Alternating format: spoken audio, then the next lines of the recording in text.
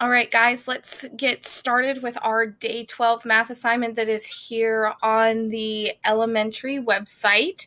You just go here to the math packet link. It'll pop up your math assignments. All right, today is Tuesday, March 31st.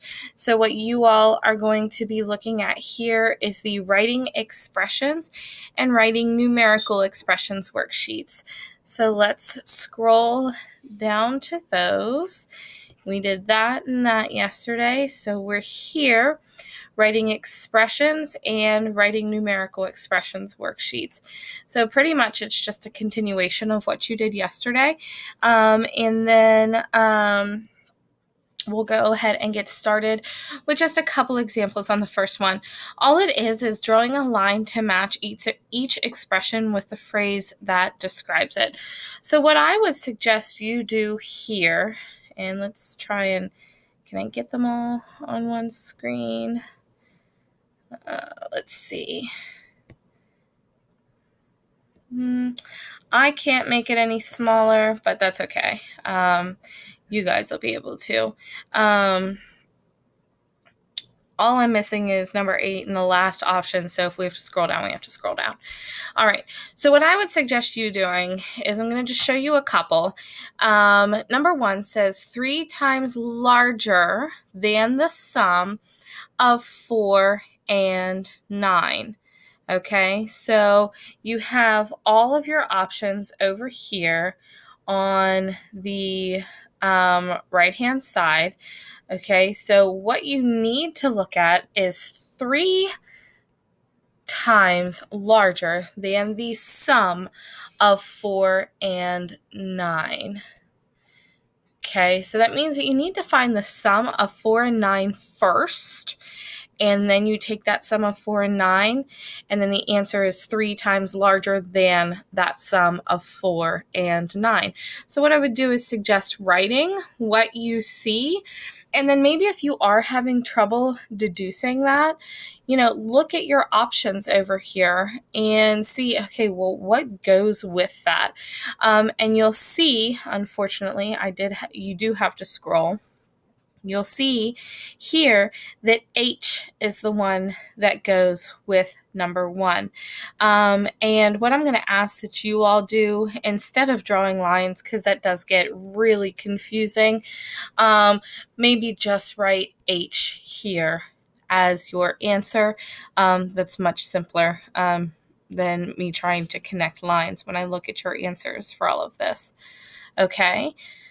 So that should be pretty simple. Now, number 2, you've got to be kind of careful when you're looking at words like this. 20 less the sum of 3 and 4.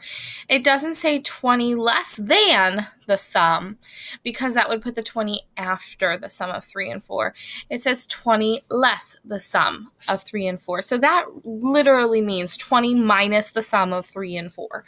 So what you want to do is you want to have a 20, and then it would be minus the sum of 3 and 4. So you have to find the sum of 3 and 4 first, and then you'll subtract that sum from 20.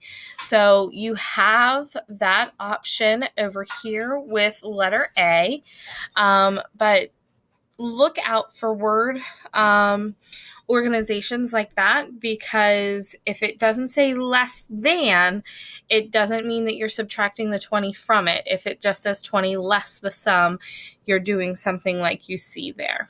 Okay, so there's a couple examples for the first one for you, and that's not going anywhere. And we'll go ahead and move down to your second assignment, which is writing numerical expressions. So on this one, you are going to read the words on top of each flap, cut and glue the rectangles by folding on the line and gluing the tab on your paper. Write the related numerical expression under each flap. Let's say you're doing this digitally, all right? And you're like, well, I'm not going to cut and glue all of this stuff because I'm doing this right here digitally and I'm going to submit it that way. That's fine. Just write on this. If you are doing this on pencil paper and you got the packet, you can follow those instructions and do the cut and paste if you want, just to make it interesting, or you can go ahead and just write on these the same way.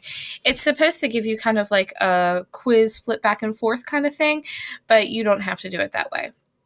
So what it's asking you to do is to multiply 3 by 5, then add 17. Okay, so if you're going to multiply 3, remember, you have order of operations, PEMDAS over here. If you're going to multiply 3 by 5, then add 17, you can literally just multiply 3 by 5 and add 17. You don't have to put anything in parentheses. It wants you to multiply the 3 by 5 first and then add the 17 on. And that's exactly what you're going to do according to order of operations, because you have to do the multiplication part first.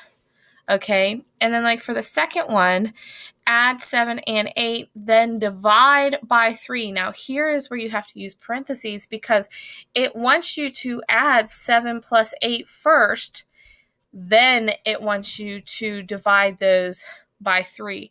So because you have to do the addition problem first, you have to put the addition problem in parentheses so that you're sure to do that first, and then you would divide the sum of those two numbers by 3. So there's a couple examples on each page for you all.